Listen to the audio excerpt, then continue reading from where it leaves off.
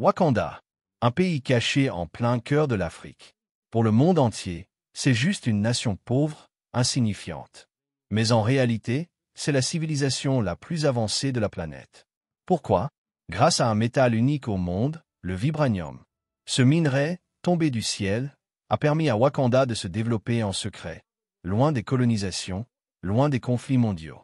Et quand le roi T'Chaka meurt, c'est son fils, T'Challa, qui doit reprendre le flambeau. Mais ce n'est pas juste une histoire de couronne. C'est une question d'héritage, de responsabilité, d'identité. T'Challa n'est pas seulement un roi. Il est aussi Black Panther, le protecteur de Wakanda. Avant d'être couronné, il doit passer une épreuve, combattre d'autres chefs de tribus lors d'un rituel sacré. C'est là qu'il affronte M'Baku, le chef des Jabari, une tribu plus isolée. Le combat est intense, mais T'Challa l'emporte et devient officiellement roi. Puis, il boit l'infusion de la fameuse herbe en forme de cœur, qui lui donne la force, l'agilité et les sens surnaturels du Black Panther. Mais tout ne se passe pas comme prévu. Un vieil ennemi refait surface, Ulysse Klaue, un trafiquant qui a volé du vibranium. Il n'est pas seul. À ses côtés, un mystérieux jeune homme, Eric Stevens, surnommé Killmonger. Ce dernier connaît Wakanda mieux qu'il ne devrait. Et pour cause, il est en réalité le cousin de T'Challa.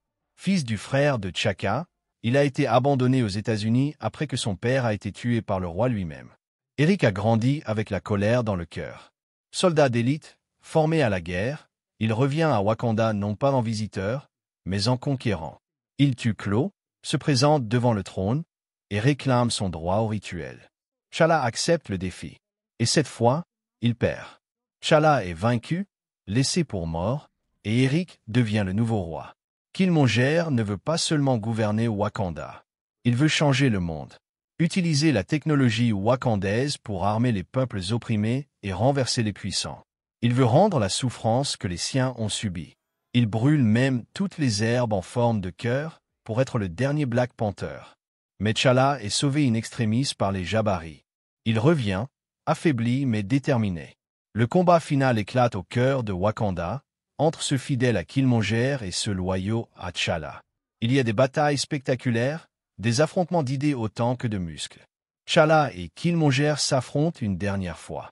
Quand T'Challa le blesse mortellement, il ne l'abandonne pas. Il lui montre le coucher de soleil wakandais, comme le souhaitait Killmonger. Et là, Killmonger prononce une des répliques les plus fortes du film. « Enterre-moi dans l'océan avec mes ancêtres qui sautaient des bateaux, parce qu'ils savaient que la mort valait mieux que l'esclavage. » Ce moment, déchirant, marque la fin du règne de Killmonger.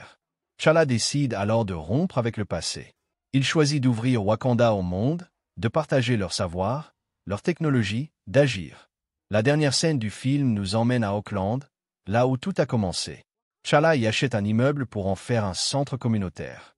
Et devant un vaisseau wakandais, des enfants noirs des quartiers populaires lèvent les yeux, émerveillés. C'est plus qu'un vaisseau. C'est un symbole d'espoir, de changement.